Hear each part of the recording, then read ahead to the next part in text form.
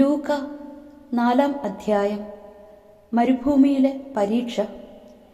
യേശു പരിശുദ്ധാത്മാവ് നിറഞ്ഞവനായി ജോർദാനിൽ നിന്നും മടങ്ങി. ആത്മാവ് അവനെ മരുഭൂമിയിലേക്ക് നയിച്ചു. അവൻ പിശാചിനാൽ പരീക്ഷിക്കപ്പെട്ട് 40 ദിവസം അവിടെ കഴിഞ്ഞുകൂടി. ആ ദിവസങ്ങളിൽ അവൻ ഒന്നും ഭക്ഷിച്ചില്ല. അവസാനം അവന് വിശന്നു. അപ്പോൾ പിശാച് അവനോട് പറഞ്ഞു, നീ ദൈവപുത്രനാണെങ്കിൽ ഈ കല്ലിനോട് അപ്പമാകാൻ കൽപ്പിക്കുക. യേശു അവനോട് പറഞ്ഞു, അപ്പം കൊണ്ട് മാത്രമല്ല മനുഷ്യൻ ജീവിക്കുന്നത് എന്ന് എഴുതപ്പെട്ടിരിക്കുന്നു. പിന്നെ പിശാച് അവനെ ഒരു ഉയർന്ന സ്ഥലത്തേക്ക് കൊണ്ടുപോയി. ഭൂമിയിലെ സകല രാജ്യങ്ങളും ക്ഷണനേരം കൊണ്ട് അവന് കാണിച്ചു കൊടുത്തു. പിശാച് അവനോട് പറഞ്ഞു, ഇവയുടെ മേൽ എല്ലാ അധികാരവും മഹത്വവും നിനക്ക് ഞാൻ തരാം. ഇതെല്ലാം എനിക്ക് നൽകപ്പെട്ടിരിക്കുന്നു. എനിക്ക് ഇഷ്ടമുള്ളവർക്ക് ഞാൻ ഇത് കൊടുക്കുന്നു. നീ എന്നെ ആരാധിച്ചാൽ ഇവയെല്ലാം നിന്റേതാകും. യേശു മറുപടി പറഞ്ഞു, നിന്റെ ദൈവമായ കർത്താവിനെ നീ ആരാധിക്കണം, അവനെ മാത്രമേ പൂജിക്കാവൂ എന്ന് എഴുതപ്പെട്ടിരിക്കുന്നു. അനന്തരം പിശാച് അവനെ ജെറൂസലേമിലേക്ക് കൊണ്ടുപോയി. ദേവാലയ ഗോപുരത്തിന്റെ ശൃംഗത്തിൽ നിർത്തിക്കൊണ്ട് പറഞ്ഞു, നീ ദൈവപുത്രനാണെങ്കിൽ ഇവിടെ നിന്ന് താഴേക്ക് ചാടുക. നിന്നെ സംരക്ഷിക്കാൻ അവൻ ദൂതന്മാരോട് കൽപ്പിക്കുമെന്നും നിന്റെ കാൽ കല്ലിൽ തട്ടാതെ അവർ നിന്നെ കൈകളിൽ താങ്ങിക്കൊള്ളും എന്നും എഴുതപ്പെട്ടിട്ടുണ്ടല്ലോ. യേശു പറഞ്ഞു, നിന്റെ ദൈവമായ കർത്താവിനെ പരീക്ഷിക്കരുത് എന്നും പറയപ്പെട്ടിരിക്കുന്നു. അപ്പോൾ പിശാച് പ്രലോഭനങ്ങൾ എല്ലാം അവസാനിപ്പിച്ച് നിശ്ചിത കാലത്തേക്ക് അവനെ വിട്ടുപോയി. യേശു ദൗത്യം ആരംഭിക്കുന്നു. യേശു ആത്മാവിന്റെ ശക്തിയോടുകൂടെ ഗലീലയിലേക്ക് മടങ്ങിപ്പോയി. അവന്റെ കീർത്തി സമീപ പ്രദേശങ്ങളിലെങ്ങും വ്യാപിച്ചു. അവൻ അവരുടെ സിനഗോഗുകളിൽ പഠിപ്പിച്ചുകൊണ്ടിരുന്നു. എല്ലാവരും അവനെ പുകഴ്ത്തി. പ്രവാചകൻ സ്വദേശത്ത് അവഗണിക്കപ്പെടുന്നു. യേശു താൻ വളർന്ന സ്ഥലമായ നസറത്തിൽ വന്നു. പതിവ് പോലെ ഒരു സാബത്ത് ദിവസം അവൻ അവരുടെ സിനഗോഗിൽ പ്രവേശിച്ച് വായിക്കാൻ എഴുന്നേറ്റ് നിന്നു. യെശയ്യാ പ്രവാചകന്റെ പുസ്തകം അവന് നൽകപ്പെട്ടു.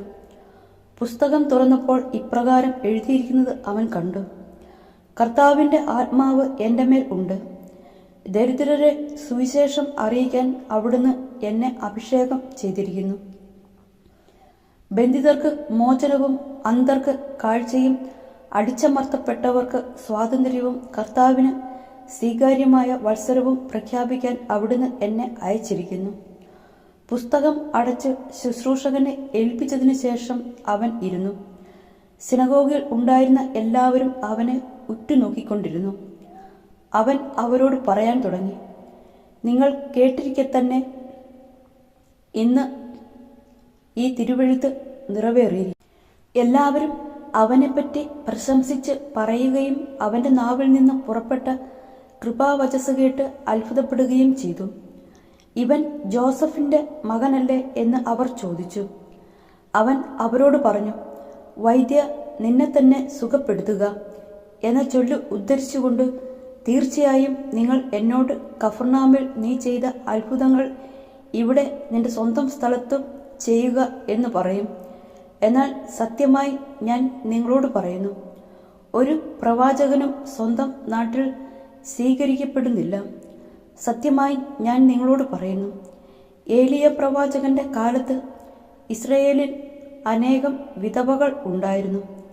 അന്ന് 3 വർഷവും 6 മാസവും ആകാശം അടയ്ക്കപ്പെടുകയും ഭൂമിയിലെങ്ങും രൂക്ഷമായ ക്ഷാമം ഉണ്ടാവുകയും ചെയ്തു. എന്നാൽ സീദോനിൽ സറപ്തായിലെ ഒരു വിധവയുടെ അടുക്കലേക്കല്ലാതെ മറ്റാരുടെ അടുക്കലേക്കും ഏലിയ അയക്കപ്പെട്ടില്ല. ഏലീശ പ്രവാചകന്റെ കാലത്ത് ഇസ്രയേലിൽ അനേകം കുഷ്ഠരോഗികൾ ഉണ്ടായിരുന്നു. എന്നാൽ അവരിൽ സിറിയാക്കാരനായ നാമാൻ അല്ലാതെ മറ്റാരും സുഖമാക്കപ്പെട്ടില്ല. ഇത് കേട്ടപ്പോൾ സിനഗോഗിൽ ഉണ്ടായിരുന്ന എല്ലാവരും കോപാകുലരായി. അവർ അവനെ പട്ടണത്തിൽ നിന്ന് പുറത്താക്കുകയും തങ്ങളുടെ പട്ടണം സ്ഥിതി ചെയ്യുന്ന മലയുടെ ശൃംഗത്തിൽ നിന്ന് താഴേക്ക് തള്ളിയിടാനായി കൊണ്ടുപോവുകയും ചെയ്തു. എന്നാൽ അവൻ അവരുടെ ഇടയിലൂടെ നടന്ന് അവിടം വിട്ടുപോയി. പിശാച് ബാധിതനെ സുഖപ്പെടുത്തുന്നു. പിന്നെ അവൻ ഗലീലയിലെ ഒരു പട്ടണമായ കഫർനാമിൽ എത്തി സാബത്തിൽ അവരെ പഠിപ്പിച്ചുകൊണ്ടിരുന്നു. അവന്റെ പ്രബോധനത്തിൽ അവർ വിസ്മയഭരിതരായി. കാരണം അധികാരത്തോടുകൂടിയായിരുന്നു അവന്റെ വചനം.